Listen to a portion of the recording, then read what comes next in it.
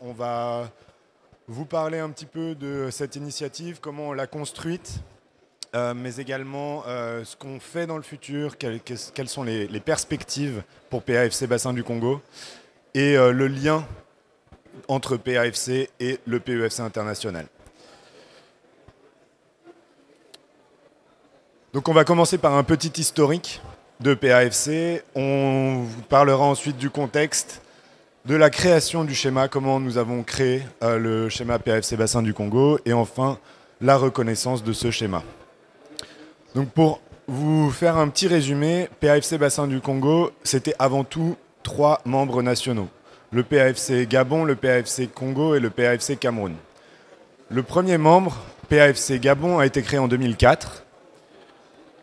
Ce membre a ensuite développé un schéma de certification national avec des parties prenantes locales. Ce schéma de certification, il a été reconnu par le PEFC international en 2009. En 2018, 9 ans après, la première entreprise, le premier gestionnaire forestier a été certifié par PAFC Gabon, Precious Woods. C'est aussi cette année-là que nous avons décidé, pour des raisons d'efficacité, de lancer l'initiative PAFC Bassin du Congo.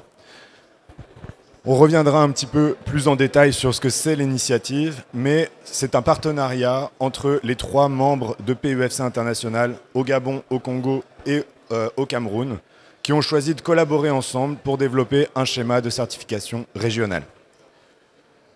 Pendant 3 ans, on a travaillé à la création de ce schéma régional et en 2021, cela a abouti à la reconnaissance par PEFC International.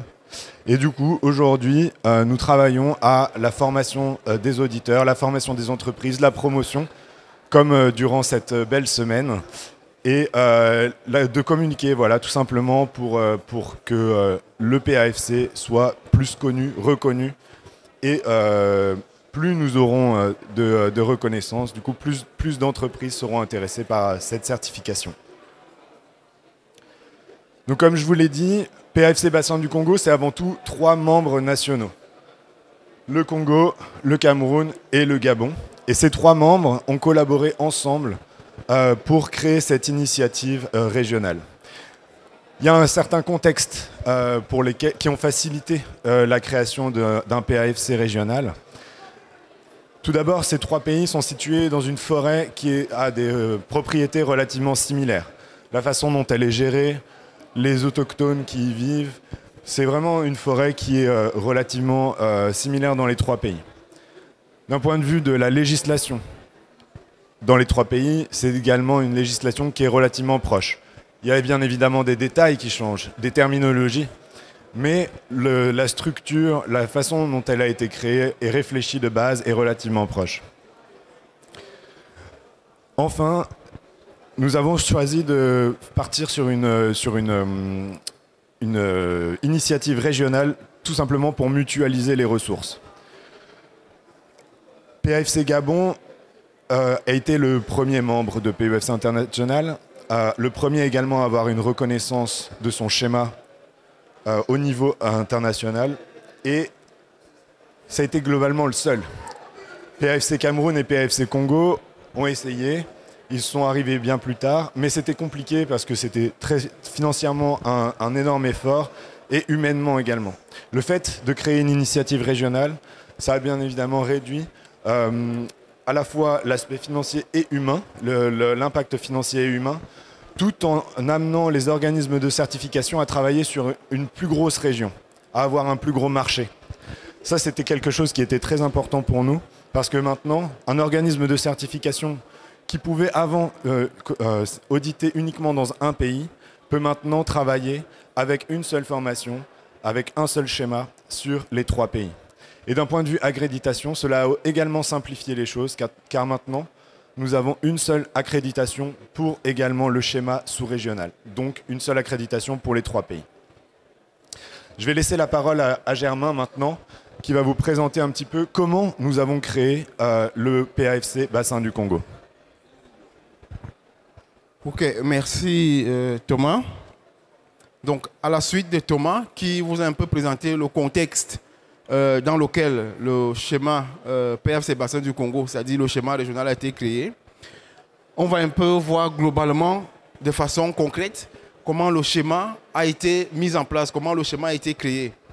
Donc, pour créer le schéma, d'abord, il faut rappeler que la création du schéma a été faite selon les exigences de PFC International, qui est l'organisation ou l'organisme auquel est relié le schéma PFC Bassin du Congo. On va avoir les détails un peu en arrière. Mais globalement, pour la création du schéma, on a procédé à une sorte d'identification des parties prenantes de la gestion forestière dans les 3 pays qui sont concernés, c'est-à-dire le Cameroun, le Gabon et le Congo, comme il a indiqué tout à l'heure. Donc, il a fallu d'abord identifier les différentes parties prenantes, que ce soit au niveau des acteurs institutionnels, au niveau des acteurs sociaux, au niveau des acteurs qui accompagnent les entreprises, au niveau même des entreprises elles-mêmes. Donc, il a fallu voir un peu quelles sont les différentes parties prenantes qui sont autour de la gestion forestière dans ces pays-là. Et l'objectif de cette identification des parties prenantes, c'était de constituer un groupe pour travailler à l'élaboration des normes de certification pour le schéma de certification, parce qu'il faut indiquer que dans le cadre de PFC, les normes, les exigences de certification sont élaborées au niveau local par les acteurs locaux. Donc, il fallait faire ce travail en amont. Ensuite, sur la base de ce travail-là, identifier les acteurs qui devaient être directement impliqués dans l'élaboration des exigences de ce schéma de certification. Donc, ensuite, on a réuni ces différents acteurs qui ont été identifiés et qui ont été sélectionnés pour faire partie de ce que nous avons appelé le forum, c'est-à-dire le groupe de travail en question. Donc, ce groupe de travail, il a tenu plusieurs sessions de travail ou plusieurs ateliers pour réfléchir sur le contenu de ce qui devait être la norme, les exigences de PFC Bassin du Congo. Donc, à l'issue du travail de ce groupe de travail-là, de ce forum-là, qui a tenu plusieurs sessions de travail, parce que j'essaie de faire un peu court, qui a tenu plusieurs sessions de travail, on a organisé des consultations publiques. Parce qu'une fois que la norme est élaborée par ce groupe de travail-là, il faut que les acteurs, parce que les acteurs de la gestion forestière, comme j'ai indiqué tout à l'heure, ne se limitent pas simplement au nombre de personnes qui sont identifiées, qui ont été retenues, sélectionnées dans le groupe de travail. Il y a d'autres acteurs et il a fallu donc partager avec tous ces autres acteurs qui sont dans le bassin du Congo, mais également qui sont à l'extérieur du bassin du Congo, mais qui sont intéressés par la gestion forestière dans le bassin du Congo. Donc, on a fait des consultations publiques, 2 consultations publiques notamment, pour que ces acteurs-là puissent faire leurs commentaires, qu'on puisse avoir leurs inputs par rapport aux exigences, à la norme qui était en train d'être élaborée. Donc, à l'issue de ces consultations publiques-là, on a reçu plusieurs commentaires, quelques centaines de commentaires des différentes parties prenantes qui ont à chaque fois permis d'évoluer, d'améliorer ce qui avait été fait au niveau du forum. Mais il est important de préciser que ces commentaires des acteurs qui étaient faits étaient par la suite validés. Les changements induits par ces commentaires-là doivent être validés par les membres du groupe de travail, parce que c'est eux qui sont chargés de l'élaboration de la norme. Donc, à l'issue, entre ces 2 consultations publiques-là, on a fait ce qu'on a appelé un test pilote. C'était un peu de voir est-ce que les exigences qui sont en train d'être élaborées correspondent ou renvoient à une certaine réalité sur le terrain. Parce que c'est bien de faire des exigences, c'est bien de faire une norme, mais encore faut-il que cette norme puisse être appliquée, puisse être applicable par rapport aux réalités de l'activité pour laquelle la norme est élaborée. Donc, on a fait un test pilote et sur la base des résultats de ce test pilote-là, une fois de plus, il y a quelques modifications qui ont été apportées à la norme. Et donc, après ces dernières modifications-là, le groupe de travail dont on a parlé là a dû procéder à une validation finale des modifications pour aboutir à ce qui est considéré aujourd'hui comme la norme de certification du schéma de certification PFC Bassin du Congo. Donc, à l'issue de tout ce processus qui a été mené localement, il a donc fallu aller chercher la reconnaissance de PFC international. Parce que comme Thomas l'a dit au début, les PFC nationaux des 3 pays qui portent ce schéma-là sont tous affiliés à PFC international. Et il faut que le schéma qu'ils élaborent puisse être reconnu par PFC international. On va voir pourquoi derrière. Donc, à la fin de ce processus, il a fallu aller chercher ces reconnaissances-là qui prend du temps. C'est tout un processus qui prend à peu près 1 an parce qu'il faut procéder à des évaluations au niveau de PFC. PFC fait appel à des évaluateurs externes. Donc, il y a eu tout un processus d'évaluation externe par une organisation internationale. Ensuite, il y a eu une évaluation interne de PFC pour s'assurer que toutes les exigences de PFC en matière d'élaboration des schémas de certification ont été respectées. Et donc, on a obtenu la reconnaissance du schéma en décembre 2021. Il faut dire que le processus de reconnaissance a commencé en janvier 2021.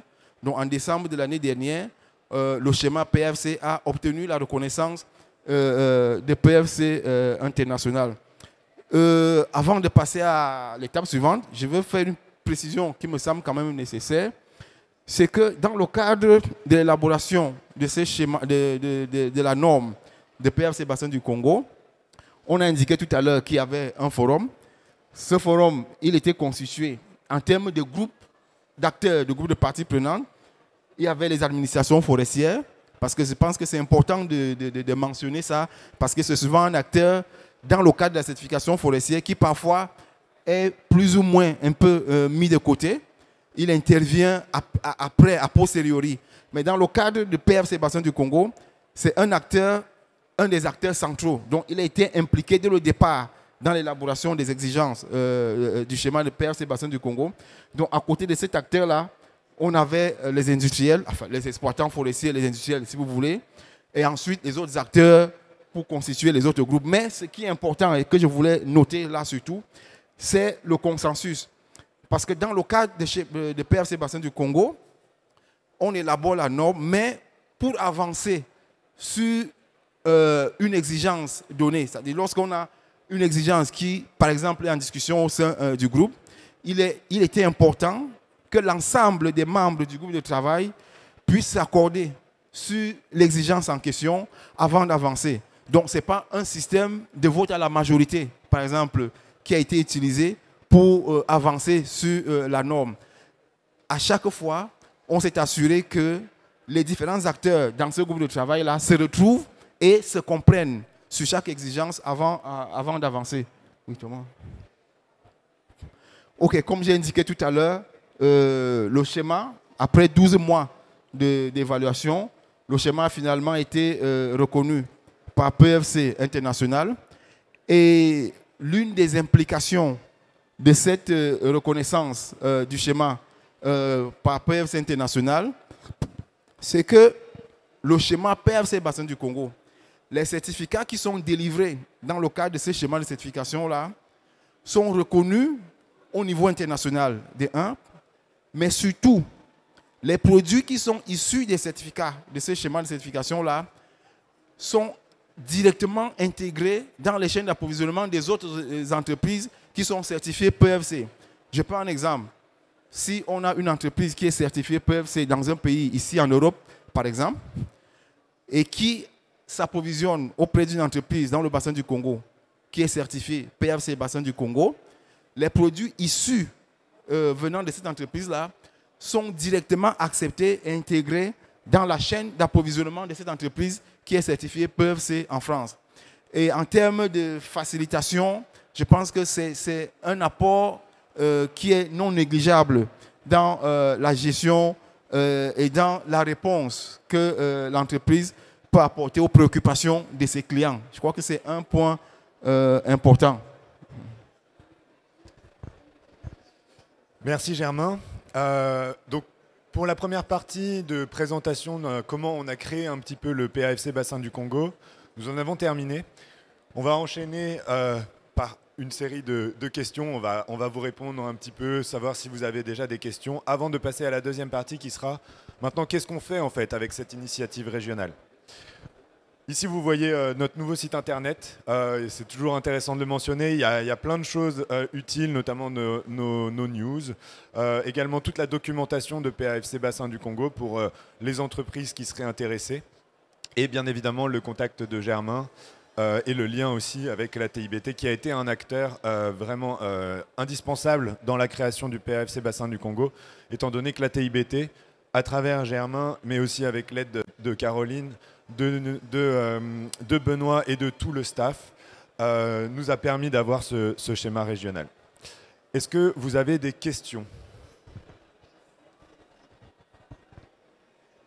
Oui, merci. Moi, ma principale question, c'est quelle différence majeure, entre guillemets, y a-t-il entre cette certification-là et la certification FSC ?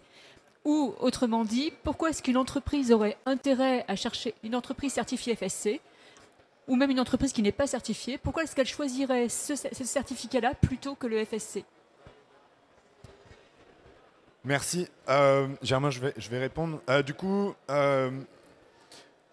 les deux certifications sont globalement similaires. Il y a bien sûr certains indicateurs qui sont différents et du coup qui différencient un petit peu les deux certifications.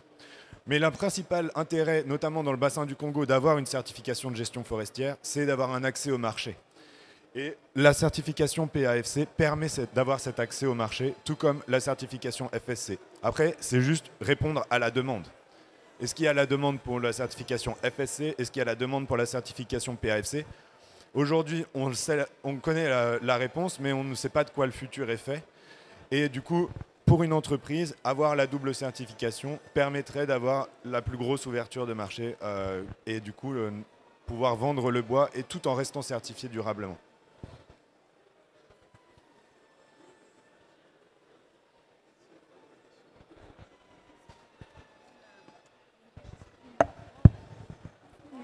Oui, merci beaucoup à Thomas et à Germain. Juste pour me rassurer, en ce qui concerne les forums, l'identification des parties prenantes et ensuite les consultations publiques, comment elles se sont faites pratiquement? Qui a pris l'initiative? Est-ce que c'est l'administration forestière au niveau des pays ou bien c'est la coordination des projets? Et l'identification a été faite comment? Comment vous les aviez identifiés, les acteurs? Voilà, merci. Ok, merci. Déjà, la première partie, l'identification des acteurs a été faite principalement par les organisations locales au niveau pays. Parce que tout à l'heure, on a indiqué que le schéma PAFC Bassin du Congo, il est porté par 3 PAFC nationaux, c'est-à-dire PAFC Cameroun, PAFC Gabon et PAFC Congo. Et donc, à la base, ces organisations qui sont à l'intérieur de chacun des pays, qui évoluent dans ces pays-là, ont procédé à l'identification des acteurs. Donc, pour la première partie de la question, c'est principalement ces organisations à l'intérieur des pays qui ont procédé à l'identification des acteurs avec un accompagnement de la coordination du projet et un accompagnement de l'ATBT qui est dans le secteur et qui a un certain nombre d'acteurs dans son réseau depuis quelques décennies qui travaillent. Donc ça, c'est la première chose. La deuxième chose, comment cela a été fait concrètement? Au niveau, comme on a indiqué tout à l'heure, au niveau du forum, en fonction des différentes parties prenantes qui doivent faire partie du forum, c'est-à-dire, tout à l'heure, j'ai parlé des administrations, des industries, enfin des exploitants forestiers, des aspects de ceux qui sont impliqués sur les aspects de gestion sociale en rapport avec la gestion forestière, sur les aspects écologiques et tout le reste. Donc, en fonction de ces éléments-là, on a identifié quels sont les acteurs qui travaillent et qui tournent autour de ces aspects-là. Et donc, sur la base de ça, on a constitué, disons, une sorte de fichier avec une répartition des acteurs en fonction de ces différents aspects-là. Et donc, ça a été fait dans chaque pays. Mais, comme nous étions dans un schéma régional, on s'est dit, au-delà de ces acteurs locaux identifiés dans chaque pays, il fallait voir un peu, est-ce que dans la sous-région, il y a des acteurs qui ont des activités qui sont transversales, c'est-à-dire qui travaillent dans les différents pays en même temps. Donc, on a constitué également un groupe d'acteurs qu'on a appelé les acteurs, disons, les parties prenantes régionales. Donc, et c'est pour cela d'ailleurs que vous allez voir dans le... Bon, on n'est pas là en détail là. Dans le groupe de travail, vous avez, par exemple, sur le social, on avait un acteur qui nous venait de RDC. Parce que dans le cadre de ces activités, il travaille dans l'ensemble des parties du bassin du Congo, même si la RDC n'était pas concernée, impliquée dans ce processus-là, de façon directe. Donc voilà un peu comment nous avons procédé. Donc à l'issue de tout ce travail-là, on a eu environ pas loin de 400 parties prenantes qui ont été identifiées dans tout ce processus-là, dans les 3 pays au niveau régional. Et donc sur ces 400-là, on a lancé un appel à manifestation d'intérêt pour faire partie, pour intégrer le groupe de travail, parce que c'était un groupe très limité, pour travailler concrètement et directement sur les normes. Donc sur la base de ces manifestations d'intérêt-là, et en fonction d'un certain nombre de critères qui ont été identifiés, on a sélectionné donc 16 parties prenantes, 16 acteurs pour faire partie du forum. Parce qu'on a estimé qu'avec un nombre à 16, c'est plus facile de travailler. Et aussi sur le plan financier pour porter le processus, parce qu'il faut organiser des ateliers dans les pays, faire venir les gens et tout ça. On a estimé qu'avec 16, c'était gérable, c'était faisable. Donc voilà un peu globalement comment les choses se sont passées. Oui, merci. Donc Jean-Marie de l'UFIGA. Non, c'est juste au niveau du forum, ce que je voulais apporter comme précision. La présence de l'administration est liée essentiellement au fait que chez nous, par exemple au Gabon, les opérateurs qui font dans l'exploitation forestière bénéficient d'un titre d'exploitation. Enfin, on leur concède des surfaces pour exploitation. Donc ce n'est pas un titre foncier définitif qu'on leur attribue. C'est pour ça que l'administration doit nécessairement être présente dans le processus de certification. Donc les opérateurs ne sont pas propriétaires, ils sont concessionnaires sur une durée déterminée. Merci beaucoup. Vous m'avez un petit peu tendu le bâton pour la suite, parce que maintenant on va parler un petit peu plus de l'opérationnalisation, c'est-à-dire qu'est-ce qu'on va faire, quel est les futures actions de PAFC dans le bassin du Congo. Donc on va commencer par vous présenter la norme de PAFC Bassin du Congo. On ne va pas rentrer dans le détail de tout le document, sinon on se donne rendez-vous vendredi prochain pour finir les indicateurs. Mais on va aller un petit peu sur les indicateurs phares, ce qui est un petit peu innovant, ce qu'on a choisi comme étant innovant dans PAFC Bassin du Congo. Ensuite, on va vous montrer quels sont les outils de mise en œuvre de PAFC Bassin du Congo que nous avons développés. Enfin, on va vous parler également de quelques activités qu'on va faire, l'accréditation et la certification qui sont 2 éléments clés pour que le PAFC Bassin du Congo se développe. Ensuite, on va vous expliquer quelques étapes pour se faire certifier et quelles seront la transition pour les entreprises qui sont déjà certifiées, parce que nous en avons 2. Ok, merci Thomas. Donc, en ce qui concerne la norme de PAFC Bassin du Congo, dont tout à l'heure, on a beaucoup parlé du schéma et en particulier de la norme de gestion durable de PAFC Bassin du Congo. Donc, que contient, de quoi est constituée la norme PAFC Bassin du Congo? Mais comme Thomas l'a dit, on ne va pas entrer dans les détails techniques de la norme, sinon ça peut être compliqué et long pour certains. Mais ce qu'on peut dire globalement et brièvement, c'est que globalement, la norme PAFC Bassin du Congo tourne autour de 6 grandes thématiques. Comme dans d'autres normes, on parle de principes. La norme PAFC Bassin du Congo tourne autour de 6 grands principes. Mais bon, je ne vais pas revenir sur les 6 principes en détail.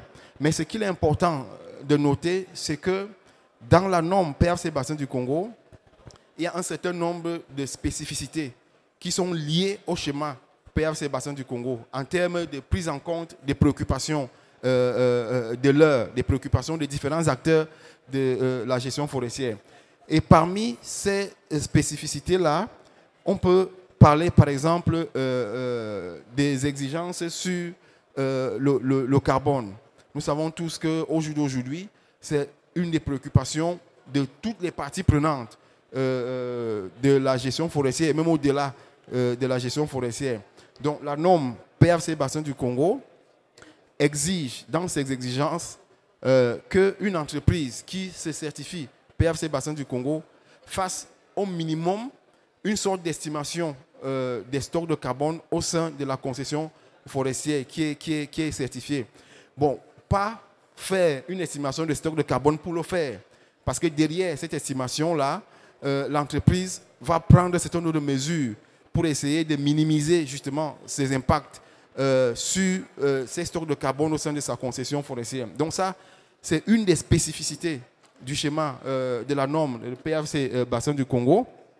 Ensuite, on a les questions liées au gaz à effet de serre. Bon, c'est un peu lié avec le carbone.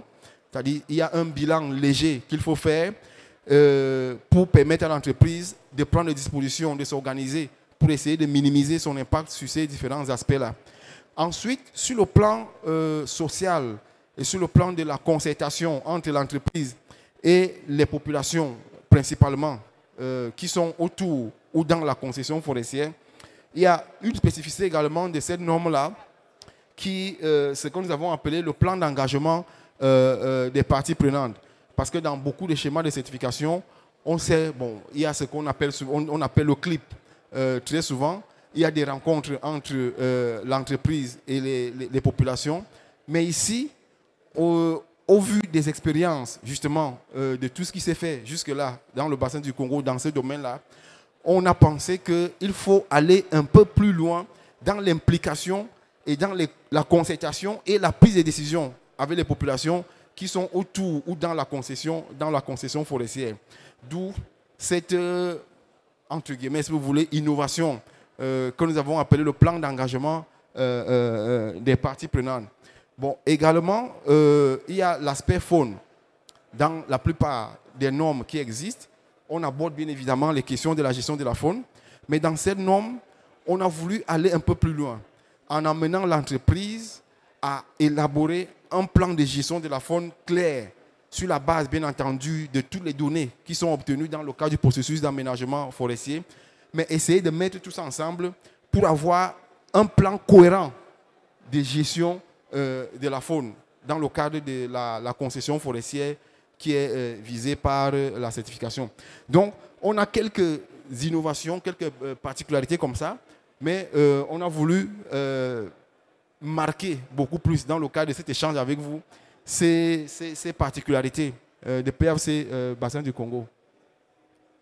Bon, maintenant, oui, c'est bien dans la norme d'avoir quelques aspects, comme j'ai appelé ça, quelques aspects particuliers ou quelques aspects spécifiques à la norme, mais c'est encore mieux de donner des indications ou d'accompagner les entreprises qui veulent se faire certifier à respecter ces particularités-là, ces exigences particulières-là. C'est pour ça que dans le cadre de l'accompagnement des entreprises à la certification avec ces normes-là, on est en train, disons ça comme ça, d'élaborer un certain nombre d'outils qui pourront permettre aux entreprises plus ou moins facilement de pouvoir respecter ces exigences-là.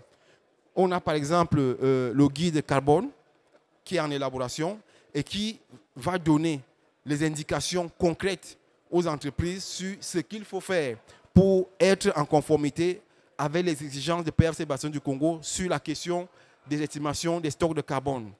C'est la même chose pour les gaz à effet de serre. Donc, il y a ce guide-là qui va donner les orientations et qui va proposer un certain nombre d'outils même aux entreprises qu'elles peuvent utiliser pour facilement se conformer à ces exigences-là. Et je reviens sur ce que j'ai dit un peu tantôt. Ce n'est pas faire de l'estimation des gaz à effet de serre ou du carbone simplement pour faire. C'est pour permettre un certain nombre d'actions derrière qui permettront de minimiser l'impact de l'entreprise. Et pour le faire, il ne faut pas que les entreprises se retrouvent confrontées à l'utilisation ou à faire appel à des outils qui sont très compliqués à manipuler. Donc c'est pour ça qu'on a voulu, dans le cadre de ces guides-là, partir sur la base des choses que les entreprises connaissent et qu'elles utilisent déjà. Par exemple, pour l'estimation des stocks de carbone, on sait que dans le cadre du processus d'aménagement, les entreprises doivent faire des inventaires, par exemple, des inventaires d'aménagement, où elles doivent faire une cartographie. Et à l'intérieur de cette cartographie-là, il y a une identification des strates forestières. Bon, c'est un peu plus technique, je ne veux pas aller en profondeur là-dedans. Il y a une identification des strates forestières. Et sur la base de ces données de cartographie-là, l'entreprise peut déjà valablement élaborer son estimation des stocks de carbone. Donc, l'entreprise n'aura pas besoin de faire appel à des outils très sophistiqués qui seraient compliqués à manipuler au niveau de l'entreprise. Donc, que ce soit pour les gaz à effet de serre, que ce soit pour le carbone, c'est des choses qui existent déjà en entreprise. On a simplement pris ces choses-là pour les valoriser et permettre à l'entreprise de répondre à l'exigence de la norme. Donc, il y a ces guides-là.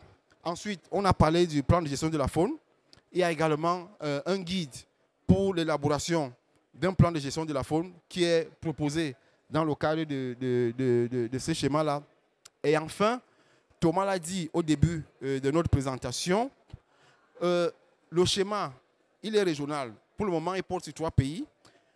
C'est vrai que le bassin du Congo, dans son ensemble, les pays partagent ce massif forestier qui, en termes de caractéristiques, que ce soit écologiques ou des caractéristiques socio-économiques et tout le reste, c'est des caractéristiques qui sont très proches, très semblables. Mais en même temps, à l'intérieur des pays, il y a quand même des spécificités qui existent. Par exemple, au niveau des exigences d'exploitation forestière.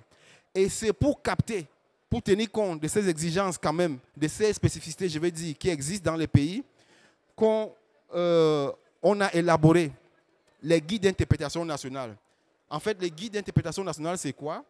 C'est des documents qui permettent simplement, à l'intérieur de chaque pays, de contextualiser un peu plus les exigences de la norme régionale PRC Bassin du Congo. C'est-à-dire que pour une exigence donnée, on va voir à l'intérieur d'un pays donné quels sont au niveau opérationnel les éléments, par exemple, que l'entreprise devrait pouvoir mettre à disposition, par exemple, d'un auditeur, dans le cadre d'un audit de certification. Donc, ces guides d'interprétation nationale-là, ça permet d'aller de façon plus concrète au niveau pays au respect des exigences de la norme en question. Donc, voilà un peu en termes d'outils, parce que je pense qu'il était important de comprendre ça, en termes d'outils d'accompagnement des entreprises, que les entreprises comprennent que la norme a été élaborée, bien sûr. Il y a quelques innovations dans cette norme-là, mais on a pris les dispositions pour que les entreprises puissent facilement répondre à ces exigences-là en rapport avec ces spécificités-là. Bon, maintenant, dans l'opérationnalisation de la norme, nous sommes déjà, depuis le début de cette année, dans cette phase d'opérationnalisation du schéma. Au-delà des outils techniques que j'ai indiqués tout à l'heure, là, il y a également d'autres aspects, notamment la formation des auditeurs. Vous savez que pour qu'un schéma de certification puisse être pleinement opérationnel, il faut qu'il y ait des gens qui aient les capacités et les compétences pour auditer dans le cadre de ce schéma-là. Donc, c'est dans ce cadre-là qu'on a commencé à organiser des formations pour auditeurs PRC Bassin du Congo. On a déjà eu quelques formations qui ont eu lieu. Il y a d'autres formations qui vont suivre avec différents organismes de certification. Ensuite, au cours de cette année, il y a des formations entreprises qui sont prévues. Formation entreprise, ce sera principalement des échanges avec les personnes qui sont chargées des questions de certification et de gestion forestière dans les entreprises pour essayer de discuter avec elles sur le contenu de la norme, sur les spécificités de la norme et sur un certain nombre de subtilités que peut contenir cette norme-là. Ensuite, comme nous le faisons en ce moment, nous l'avons commencé également depuis quelque temps, il est question de faire la promotion du schéma PRC Bassin du Congo déjà depuis le début du forum.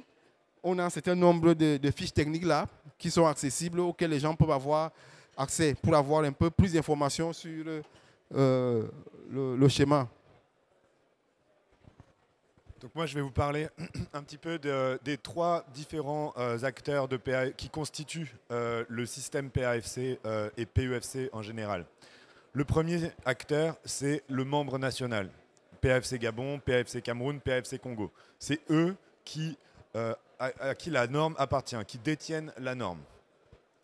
Ensuite, pour fonctionner, ces acteurs nationaux font appel à des organismes de certification qui vont aller auditer dans les entreprises en fonction du référentiel qui a été développé localement.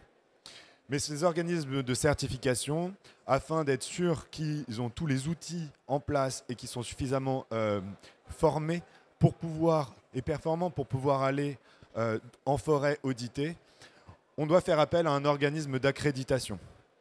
L'organisme d'accréditation va aller faire des audits avec les organismes de certification sur place pour attribuer, on va dire, un accord et du coup avoir une reconnaissance. Il faut absolument ces 3 acteurs pour qu'un certificat PAFC ou PUFC France ou peu importe quel autre pays dans le monde soit reconnu par PUFC International et du coup puisse intégrer la chaîne de contrôle. Dans le cadre de PAFC Bassin du Congo, on travaille avec TUNAC comme organisme d'accréditation. Le processus est en cours, c'est un processus qui est long, mais on a bon espoir d'avoir le résultat et la fin de ce processus d'ici la fin de l'année. Bureau Veritas et Control Union sont les 2 organismes de certification qui sont intéressés et qui ont notifié à TUNAC leur intérêt de se faire accréditer pour le PAFC Bassin du Congo.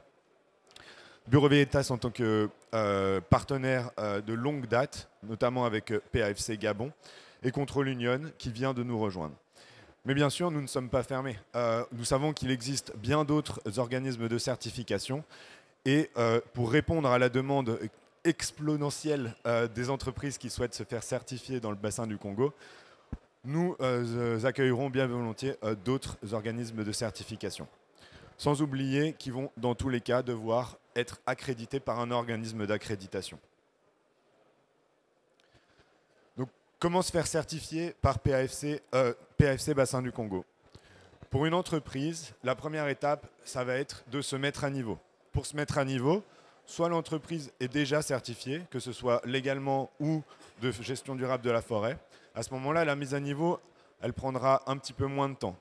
On considère que pour une entreprise qui est déjà certifiée légalement, ça va prendre 1 à 2 ans. Et pour une entreprise qui est certifiée gestion durable de la forêt, quelques documents vont devoir être créés, on va devoir s'adapter, mais en 6 mois, normalement, ils pourraient passer l'audit initial. Pour les entreprises qui n'ont aucune idée à quel niveau ils sont comparés à la norme PAFC Bassin du Congo, un pré-audit peut être fait. Le pré-audit permettra d'établir les actions à mettre en place afin de préparer l'audit initial et du coup avoir le moins de non-conformité à résoudre lors de cet audit. Et bien sûr, comme Germain l'a dit, dans l'aspect opérationnalisation de PAFC, donc en 2022, mais également en 2023 et les prochaines années, Germain et moi-même, mais également mes collègues à PEFC International, notamment pour la chaîne de contrôle, on forme, c'est-à-dire qu'on va faire des formations entreprises, des formations auditeurs. Toutes ces formations-là, aussi, lorsque nous vous présentons la norme PAFC Bassin du Congo, vont servir à mieux comprendre le contexte, mieux comprendre les documents, mieux pouvoir les appréhender et du coup, ensuite pouvoir être certifié. Comment ça se passe maintenant pour les entreprises qui sont certifiées? Nous en avons 2, Precious Woods et BSO, qui sont aujourd'hui certifiés avec le référentiel PAFC Gabon.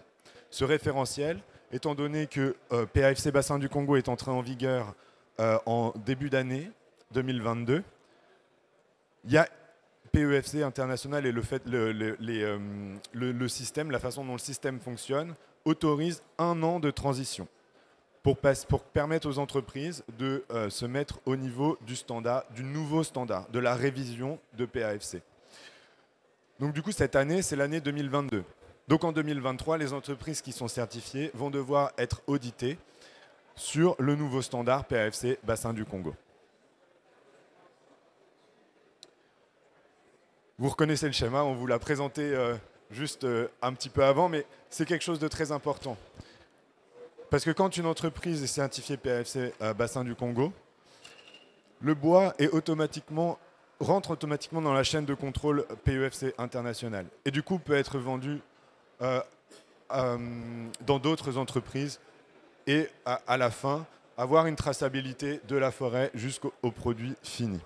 Ça peut marcher dans l'autre sens, hein. On dit toujours que les entreprises au Gabon exportent leur bois, mais si elles sont intéressées par le bois tendre de nos forêts françaises, par exemple, elles peuvent très bien également importer le bois, le transformer sur place et après apposer le label. Voilà, on est revenu à notre beau site web. Donc, je vous propose d'ouvrir à des questions si jamais vous en avez.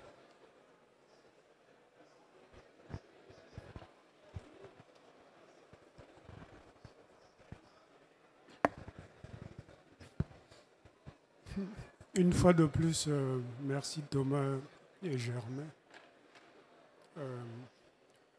J'ai noté qu'il y a déjà 2 entreprises qui se sont fait certifier PFC Gabon. 2 entreprises sur plus d'une 50aine au niveau du bassin du Congo. Il y a également des entreprises, pour parler concrètement du Congo, dans le Nord Congo, qui sont certifiées FSC. Alors, le problème, ce n'est pas le producteur. Le problème, c'est le commerçant. Nous sommes dans des économies extraverties où la quasi-totalité de la production est commercialisée à l'exportation. Je voulais quand même avoir votre point de vue en tant qu'expert qui avait travaillé sur ce dossier. Quel peut être l'avenir du PFC régional dans un contexte de marché international qui est marqué par des exigences importantes, où la question du boycott du bois tropical n'est pas encore finie. Madame la ministre de la République du Congo en a parlé la dernière fois avec ce qui se passe au niveau de Paris pour les Jeux olympiques. Alors, c'est peut-être revenir à la question que Madame a posée. Quelles sont les chances du PFC régional de se voir certifié plus, parce que c'est ça l'objectif. Il faut être ambitieux. On ne met pas en place une norme de certification pour qu'on traîne derrière le FSC. Notre ambition, c'est de faire que demain, après-demain, qu'il y ait plus de concessions forestières qui soient certifiées, disons, sous le label PFC régional. Quel est votre point de vue sur cette question? Merci. Je vais vous répondre en 2 points. Le premier, nous avons l'intime conviction, et je pense que nous avons visé juste à ce niveau-là, sur le PAFC Bassin du Congo, c'est un système régional. Et pourquoi on a fait un système régional? C'était pour être plus efficace. Je vous ai expliqué l'aspect de l'accréditation, l'aspect de la certification. Avoir un système régional, c'est une accréditation et une certification pour les 3 pays. Donc du coup, les entreprises, elles pourront accéder elles seront plus dynamiques. Les organismes de certification pourront répondre de façon plus dynamique à la demande. Ensuite, le deuxième point, c'est le bois. La demande de bois, on l'a bien vu lors de ce salon, elle est constante et elle est exponentielle. La demande pour le bois tropical suit également ce chemin. Et il y a également des tendances qui sont la protection de la forêt, qui sont le développement durable. Et une norme de gestion forestière permet de répondre à cette demande et à cette tendance. Donc nous voyons que dans PAFC Bassin du Congo, en étant plus efficace, nous allons pouvoir développer davantage la gestion durable de la forêt dans les pays afin de répondre à la demande qui est croissante pour le bois tropical certifié. Comme je vous l'ai dit, jusqu'à présent, il y avait uniquement le Gabon qui avait un schéma qui était reconnu et du coup, c'est uniquement au Gabon qu'il y avait des entreprises certifiées. Le bassin du Congo, c'est sur les 3 pays. Donc maintenant, il y a un schéma sur les 3 pays avec des auditeurs qui sont formés sur les 3 pays et une accréditation également sur les 3 pays. Donc, une entreprise qui fait partie du Gabon, du Cameroun ou du Congo qui souhaite se faire certifier PAFC Bassin du Congo peut aujourd'hui le faire. Oui. Oui. À la suite de ce que Thomas indique, juste rappeler, peut-être qu'on l'a dit en passant, en termes de demande dans les pays du bassin du Congo, notamment au Cameroun et au Gabon, à l'instant où nous parlons, je crois qu'il y a beaucoup d'entreprises qui frappent à la porte pour le certificat PAFC Bassin du Congo.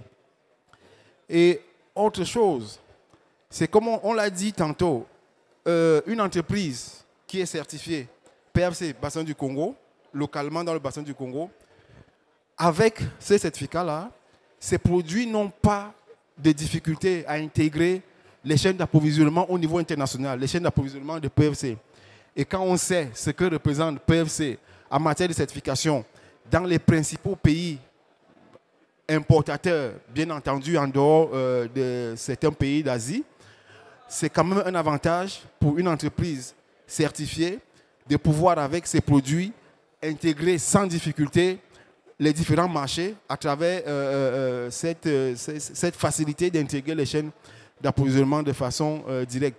Maintenant, la question d'avoir plus de surfaces certifiées, par exemple, que les autres schémas de certification de gestion durable qui existent dans la région, bon, je ne sais pas si, il faut le dire clairement, je ne sais pas si c'est un objectif immédiat de dépasser absolument, en termes de superficie, les autres schémas de certification qui existent. Mais de toutes les façons, notre objectif dans l'immédiat, c'est de faire en sorte que les entreprises et les importateurs et le marché soient convaincus qu'en termes d'enjeux, en ce qui concerne le débat au niveau international sur la forêt, le schéma PAFC Bassin du Congo permet de répondre de façon crédible et satisfaisante à ces enjeux-là. Ça, c'est notre intérêt direct. Ce n'est pas nécessairement de dépasser tel ou tel autre. Donc voilà un peu ce que... Oui, moi j'ai 2 questions. Enfin, la première, c'est toujours sur cette histoire de certification, parce que j'arrive pas... Bon, parce que si je comprends bien, c'est l'entreprise qui paye le certificateur. Donc finalement, quel est l'intérêt de enfin, est-ce que l'entreprise, est-ce que l'objectif, c'est qu'à la fin, l'entreprise n'ait pas intérêt à devoir payer autant de certificateurs qu'il y a de certifications? Parce que, par exemple, les entreprises qui se sont déjà certifiées FSC, finalement, c'est quoi leur intérêt de se faire aussi certifier PAFC, vu que c'est toujours eux qui payent la certification? Ça, c'est vraiment une question, parce qu'il y a eu des débats déjà sur qui devrait payer les certificateurs. Est-ce que c'est normal que ce soit l'entreprise elle-même qui paye celui qui va venir l'évaluer? Bon, ça, c'est une première remarque, question. Voilà. Et la deuxième, c'était sur les guides dont vous avez parlé. Et je me demande si il est prévu à un moment où c'est peut-être fait déjà, je ne sais pas, un guide biodiversité. Un guide non pas séparé carbone, il n'y a pas que le carbone dans ces forêts-là, qui est extrêmement important. Il y a la faune, ça vous en avez parlé, mais il y a autre chose que le carbone et la faune. Et je me demande s'il est prévu à un moment ou un autre qu'on évolue vers ces guides biodiversité.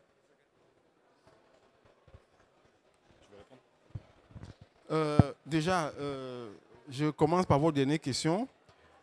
Comme on l'a dit tantôt, vous savez, lorsqu'on met en place des exigences, les exigences sont dynamiques en fonction de l'évolution des préoccupations, des enjeux, des débats. Pour le moment, on n'a pas prévu, on n'a pas un guide sur la biodiversité, mais quelque part, les guides, comme vous l'avez indiqué vous-même, les guides sur la gestion de la faune, les guides sur le carbone et les gaz à effet de serre, ça participe d'une certaine façon à la prise en compte de la gestion de la biodiversité. C'est vrai que ça ne va pas très loin, mais je pense que c'est dynamique en fonction des besoins, des préoccupations les choses peuvent évoluer vers là. Mais pour le moment, en termes de guide pour accompagner les opérateurs, c'est ce qu'on a indiqué dans les présentations. Maintenant, la question sur la double certification. Comme Thomas l'a dit à un moment donné de la présentation, bon, en fonction des besoins et des intérêts de l'entreprise, parce que, entre guillemets, il faut le rappeler qu'actuellement, parmi les entreprises qui sont certifiées PFC Bassin du Congo, on a une entreprise qui a une double certification. Et parmi les entreprises qui frappent à la porte, il y a d'autres entreprises qui sont certifiées FSC et qui aimeraient avoir la double certification. Donc, en fait, je pense que c'est par rapport aux besoins d'accès au marché d'une entreprise donnée qu'elle va décider de s'orienter vers la double certification ou pas. Mais c'est dommage qu'on n'ait pas un représentant d'une entreprise qui est doublement certifiée là, qui aurait peut-être pu donner plus de précisions sur les motivations d'une entreprise à aller vers la certification, vers la double certification. Mais je pense qu'il y a la question d'accès au marché qui est une des questions importantes pour ces entreprises qui s'intéressent à la double certification. Peut-être, monsieur. On a un représentant des entreprises du Gabon. Merci. Donc, je suis le délégué général de l'Union des forestiers industriels du bois du Gabon.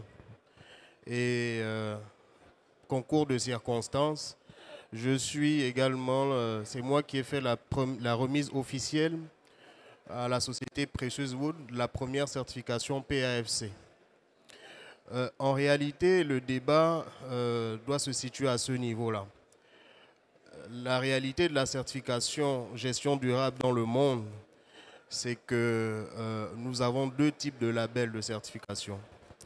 Vous avez la certification FSC et vous avez la certification PEFC. L'avantage de PEFC, c'est que PEFC, plus ou moins, prend appui sur les dispositions législatives et réglementaires des États pour développer un label de certification propre à l'État et ensuite ce label est reconnu à l'international. Mais c'est un vieux débat également parce que au Gabon, lorsque le chef de l'État a décidé de pousser tous les opérateurs à aller vers la certification forestière, nous avons organisé justement le premier atelier de généralisation de la certification. Et je pense, et comme beaucoup le pensent d'ailleurs, que la question de label de certification ne doit pas être exclusif. Il doit être représentatif de ce qui se fait de par le monde. Et donc, l'objectif derrière PAFC, c'est des questions de représentativité de ce qui se fait partout dans le monde. Nous sommes bien heureux que les opérateurs aient le choix, parce qu'ils doivent avoir le choix pour multiplier leur champ d'action, voilà, étendre leur champ d'action. Donc c'est surtout ça que l'on doit voir à travers, derrière une entreprise qui est doublement certifiée. C'est le cas de Precious Wood, qui est la première société à avoir obtenu PAFC et qui avait déjà FSC. Voilà. Merci beaucoup. Can I ask in English? Hello. Yeah, thank you. I have the following question. Is it louder? Yeah, okay. I worked for example, I worked for a big company that has been importing from all around the world in the past, and the company had to comply with the European timber regulation. And it is very interesting to listen to the presentation, but I think the problematic development at the moment is that in the European Union, when it comes to complying with the European timber regulation, the credibility of certification is questioned very much, and a lot of gaps have been identified. So I think it would be necessary, and I'm sure you do this already, to talk to the European Commission, to the experts and specialists there, and to really also try a little bit to answer the gaps, or give answers to the gaps and explain to them why and how certain risks in the supply chains can be mitigated, because this is so difficult for a lot of companies in Europe. They would like to import, they would like to purchase, but they are running out of resources themselves as well. It is getting so complicated, and the authorities, they have their checklist and they want to check off all these boxes, and it's getting very difficult. And now I'm coming to my question.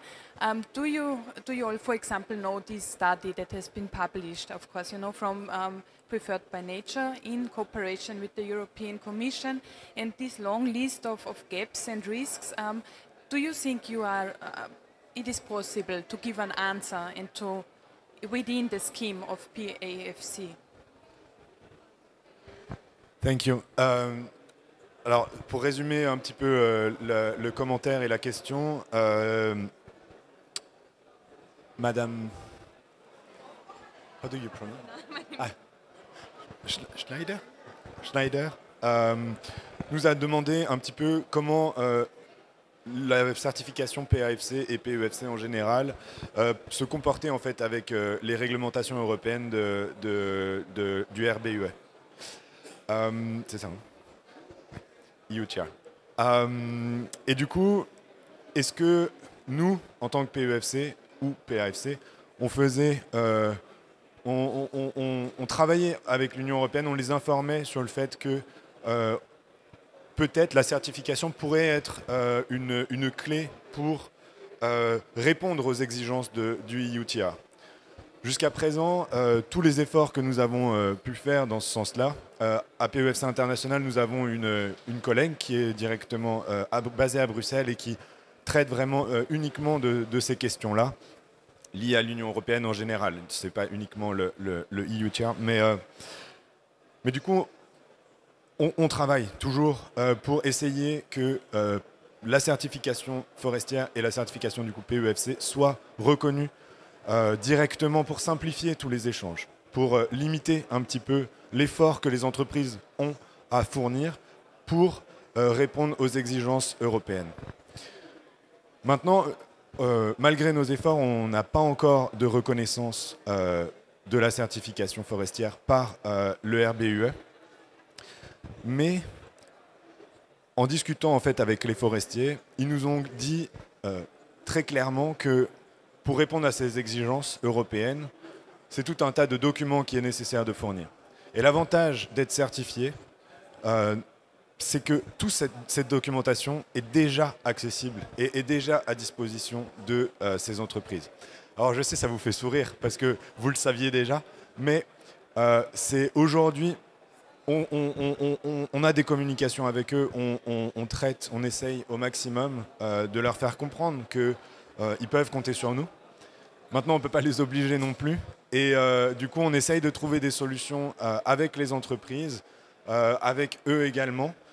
La solution qu'on a trouvée, qui est celle qui est utilisée jusqu'à présent, c'est vraiment que la certification permet de simplifier, parce que la documentation est déjà présente, mais le lien entre les exigences de l'Union européenne et de la certification à ce jour, peut-être que suite à ce salon, les personnes auront changé d'avis.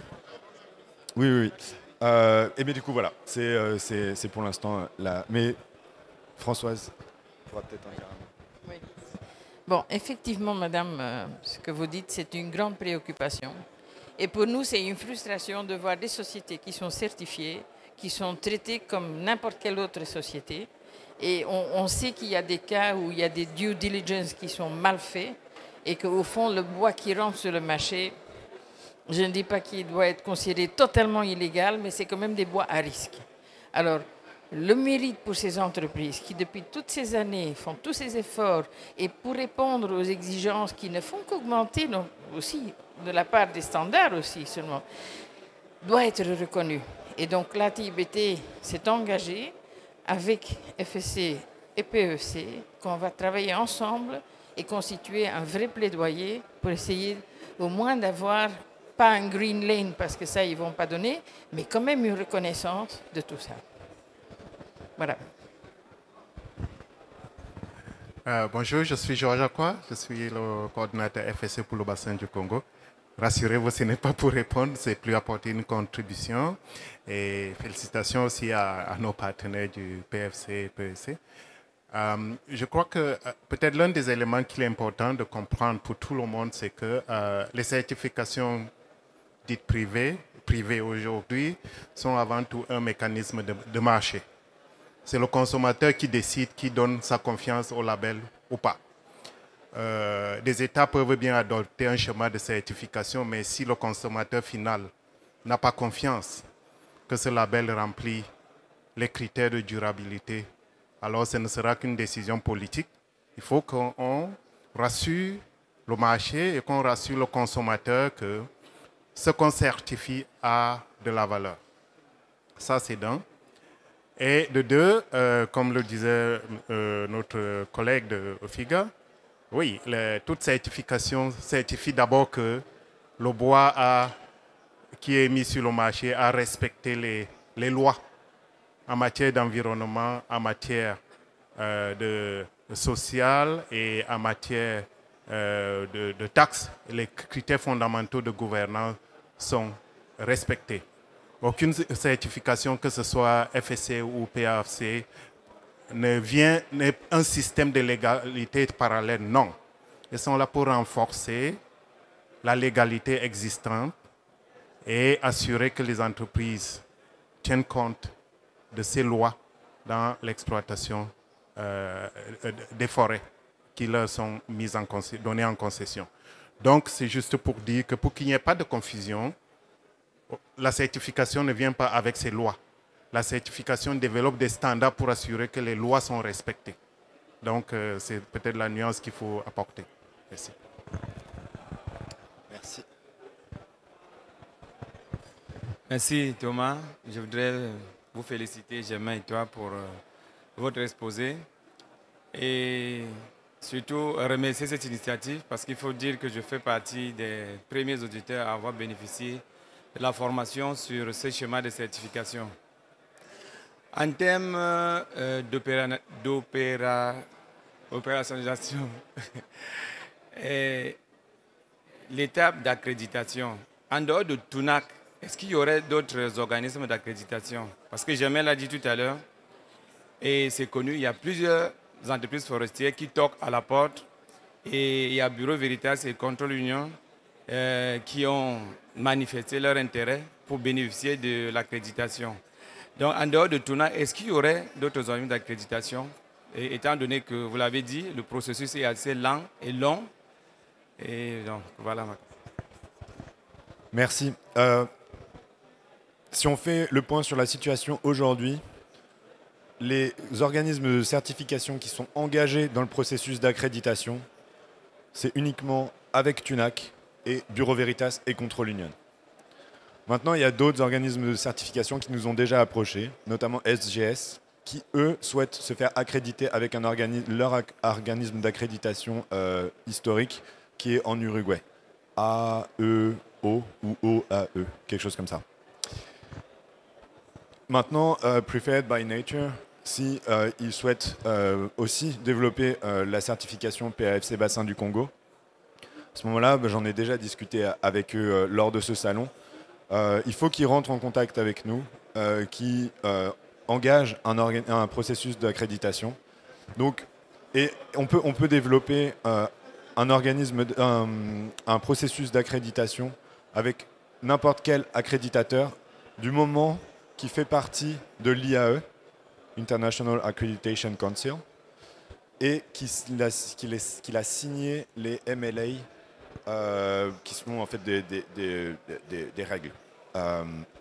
Donc voilà, si ces deux conditions sont respectées, il y a toute une série d'organismes d'accréditation qui les remplissent et peuvent faire de l'accréditation PAFC Bassin du Congo. Maintenant, il faut toujours qu'il faut qu'ils aient des équipes qui puissent aller dans le bassin du Congo pour faire des audits avec les organismes de certification et du coup qu'ils aient un intérêt pour réaliser des audits.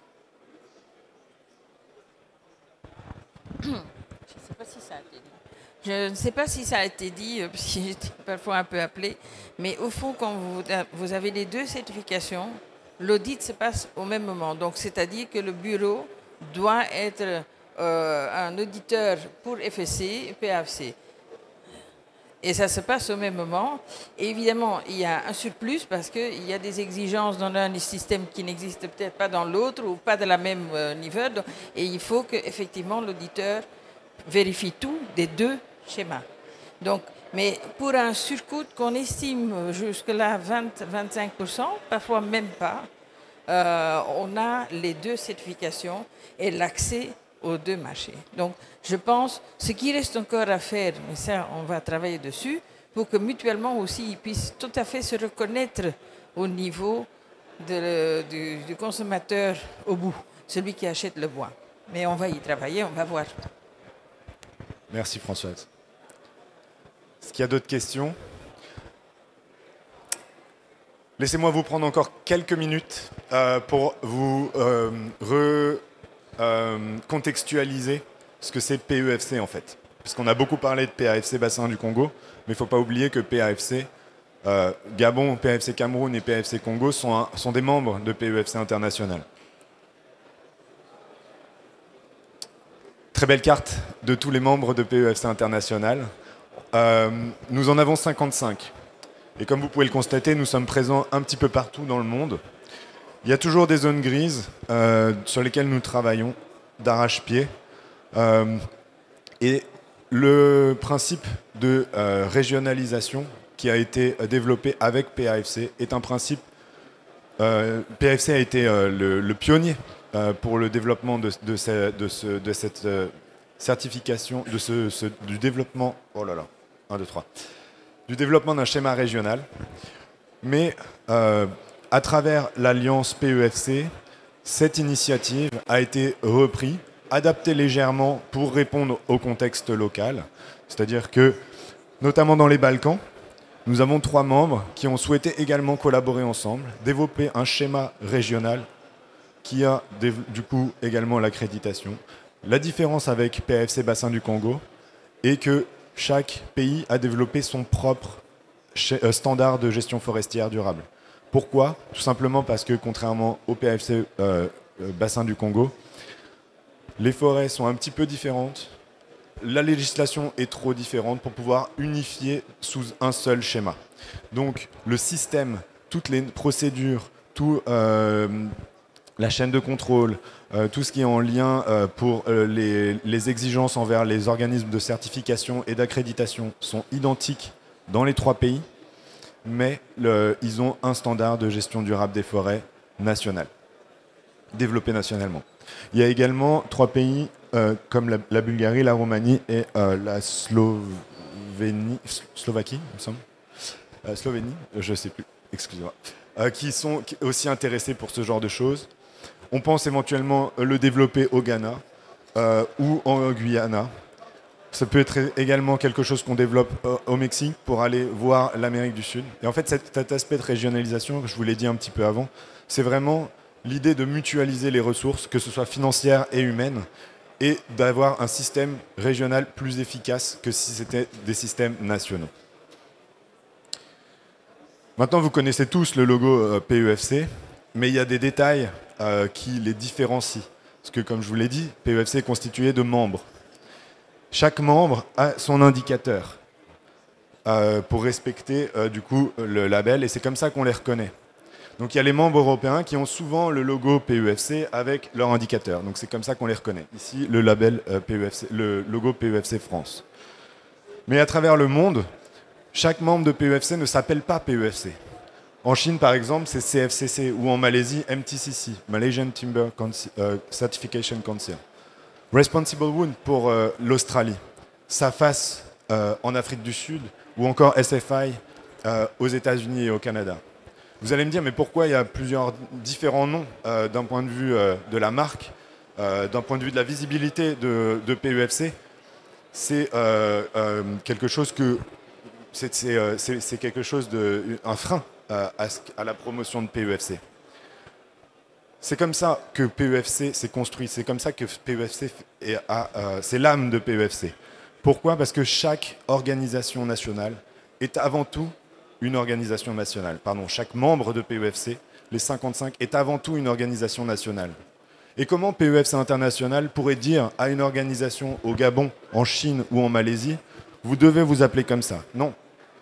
On a toujours choisi de proposer l'option de prendre le terme PEFC et d'intégrer ensuite le pays. C'est ce qu'a fait notamment la plupart des pays européens. Mais maintenant, il y a des pays qui ont souhaité avoir ce schéma national identifiable dans leur pays et non pas prendre le nom de PEFC. Et du coup, ont développé des marques et de leur système national. Et Responsible Wood, par exemple, en Australie, a un très gros marché national et est reconnu comme Responsible Wood. Il faut savoir, du coup, que Responsible Wood fait partie de la chaîne de contrôle PEFC. Pareil pour SFI. Maintenant, quelques chiffres. Parce que ces 55 membres tout autour de la planète, PEFC, au total, c'est 330 000 millions d'hectares de forêts certifiées, avec à peu près 750 000 gestionnaires forestiers. Et 2 chaînes de contrôle, plus de 20 000 entreprises certifiées. Donc l'offre pour le bois certifié, PEFC a la plus grosse offre de produits certifiés. Et les entreprises de traçabilité permettent ensuite d'avoir une traçabilité du produit de la forêt jusqu'au produit fini. Ah, je l'ai remis juste pour que vous vous rappeliez. Hein. Comme quoi, le bois PEFC et PAFC font partie de la même chaîne de contrôle. Maintenant, comme on vous l'a expliqué avec Germain, PAFC a choisi de développer un standard régional, mais pour garder une unité, une uniformité à travers tous les membres qui ont développé leurs systèmes nationaux, PEFC International crée un benchmark, une norme de référence. Cette norme de référence, elle est créée sur le même principe que les normes nationales, c'est-à-dire que c'est un groupe de travail constitué des parties prenantes qui représentent l'administration, l'industrie, le social et l'écologie, qui se regroupent et qui créent les normes de référence, le minimum que doit respecter chaque standard national. Ensuite, libre aux parties prenantes locales d'aller plus loin que le minimum que requiert PEFC, notamment dans le cas du bassin du Congo, pour les aspects carbone ou alors la gestion de la faune. Ce minimum,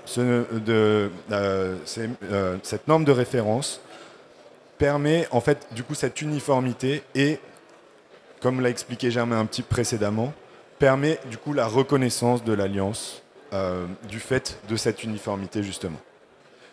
Mais PEFC requiert également avoir 3 acteurs indépendants, on vous l'a déjà dit, mais c'est vraiment les membres nationaux qui appartiennent qui détiennent la norme nationale, l'organisme de certification et l'organisme d'accréditation. Et ces 3 acteurs sont indépendants et c'est ce qui fait en fait la force de PEFC.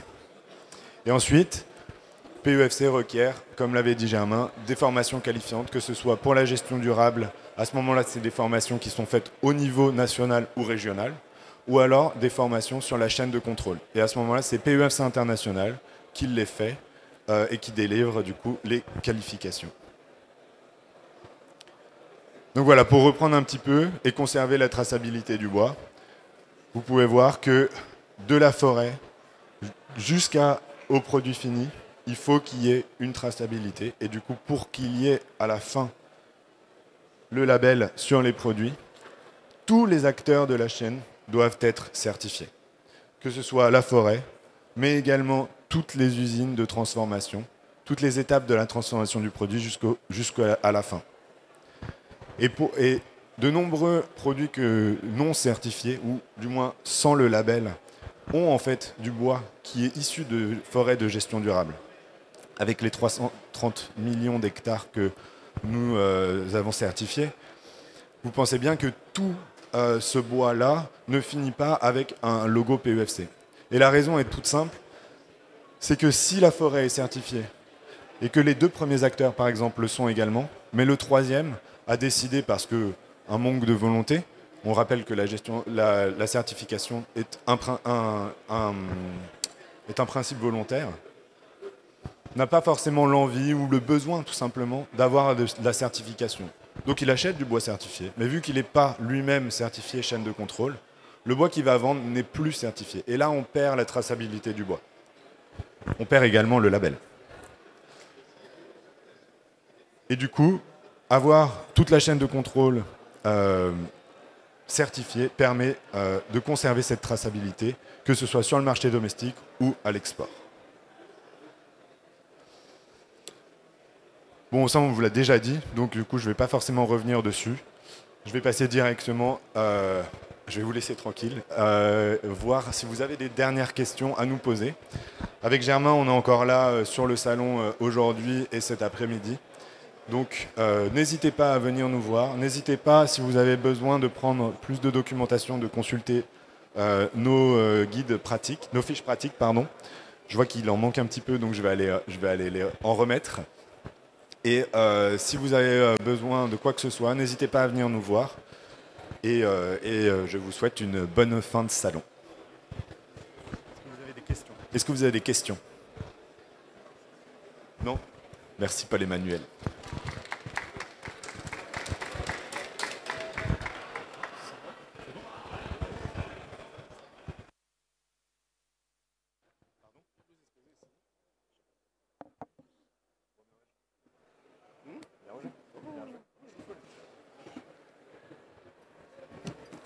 Non, c'était... Il est quelle heure?